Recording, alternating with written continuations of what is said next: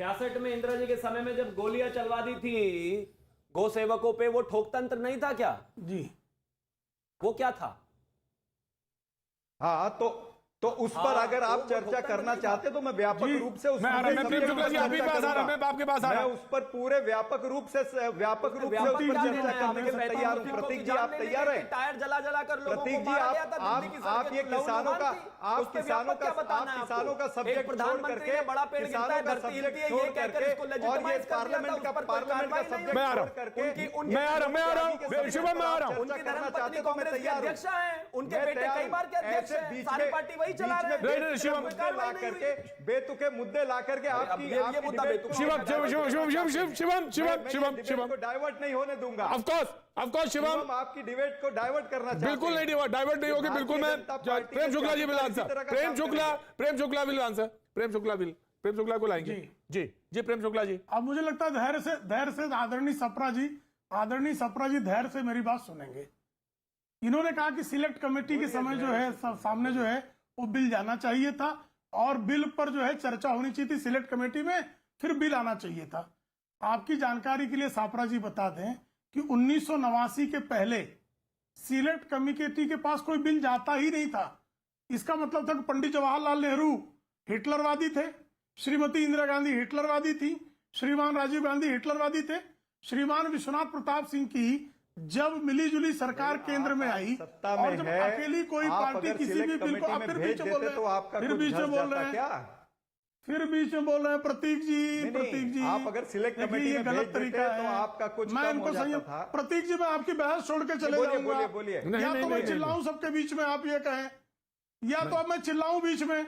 गला फाड़ प्रतियोगिता में तो मैं आया नहीं हूं, बिल्कुल नहीं आया हूं एक स्वस्थ विमर्श में। बिल्कुल सही। तो 1989 के पहले कृपा करके आदरणीय सप्रा जी, आप संसदीय परंपराओं का गहरा अध्ययन करके, मैं नहीं होता बेचैन जी, बेचैन आप हो रहे हैं, गहरा अध्ययन करके कृपा करके बताइए पंडित जवाहरलाल नेहरू के 18 वर्षों के कार्यकाल में 1946 टू 1964 कितने मामले जो है सिलेक्ट कमेटी के पास गए, कितने बिल्स? श्रीमती इंदिरा गांधी के समय कितने मामले सिलेक्ट कमेटी के पास गए? श्रीमान राजीव गांधी के समय कितने मामले सिलेक्ट कमेटी में गए? और नहीं गए तो और कंसेंसस नहीं बनाने का प्रयास किसी बिल को लेकर तब किया गया।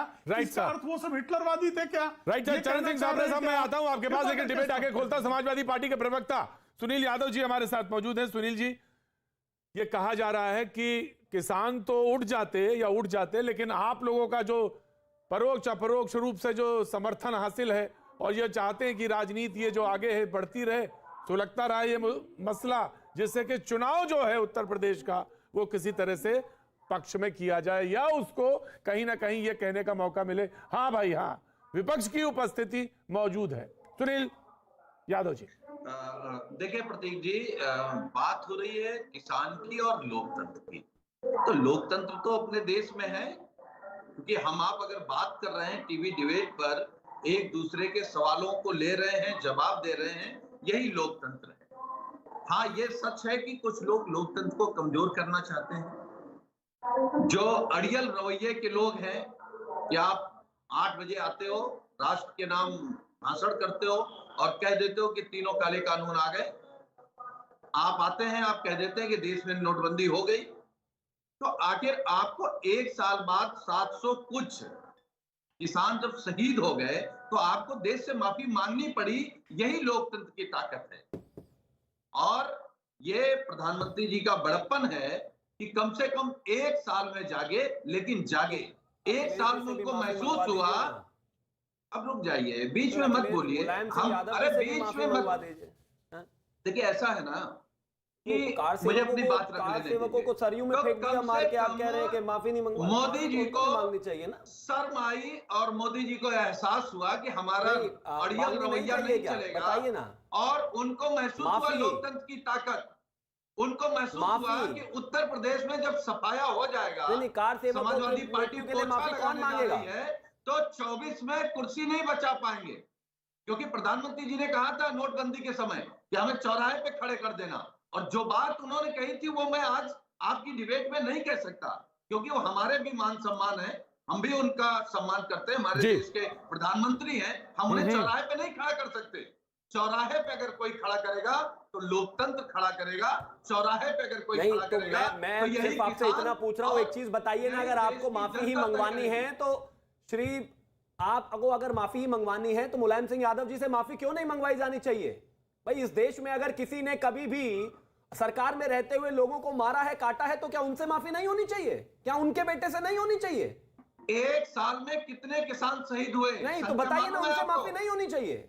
आपको नहीं मांगी, संख्या प्रधानमंत्री मालूम ने है? माफी मांगी, प्रधानमंत्री आप ने तो कहा कुछ मैं माफी पढ़े चाहता लिखे भी लगते हो। हूं, लेकिन क्या कभी मुलायम सिंह कुछ यादव जी ने आंकड़े, माफी कुछ मांगी? अखबार पढ़ा करो, कुछ टीवी देखा करो। अरे कमाल की बात है, कुछ फिर वही चीजें बात जानकारी मैं करके आपसे आया सिर्फ करो। इतना पूछ रहा हूं हम कि क्या कह रहे हैं मुलायम सिंह यादव जी ने कार सेवकों पर गोली चलवाने की वजह से माफी मांगी, या उनके ये कह पुत्र रहा श्री हूं अखिलेश कि यादव जी ने कार सेवकों पर गोली चलवाने की वजह से माफी मांगी? नहीं मांगी।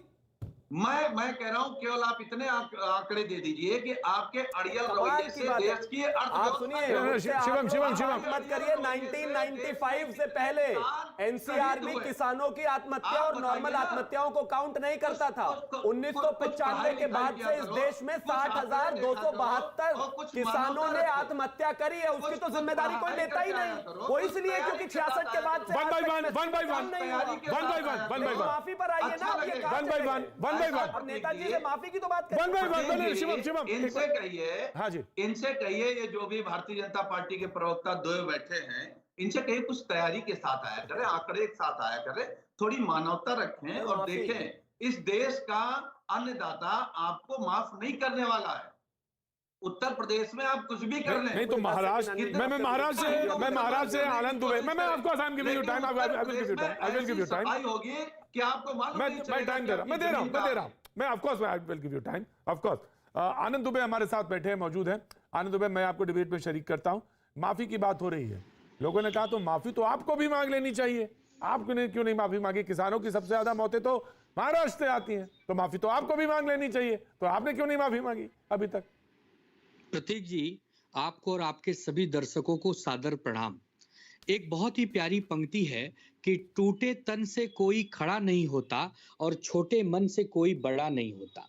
जिस प्रकार आदरणीय प्रधानमंत्री जी ने आकर टीवी पर कहा कि मैं देश की जनता और किसानों भाइयों से माफी मांगता हूं कि मैंने ये 3 कानून जो लाए थे वो लोगों को पसंद नहीं आए और मैं उसे अब रद्द कर देता हूं, तो इसी काफी तो वो 12 सांसद जो निलंबित हुए हैं वो संसद भवन में दे रहे थे।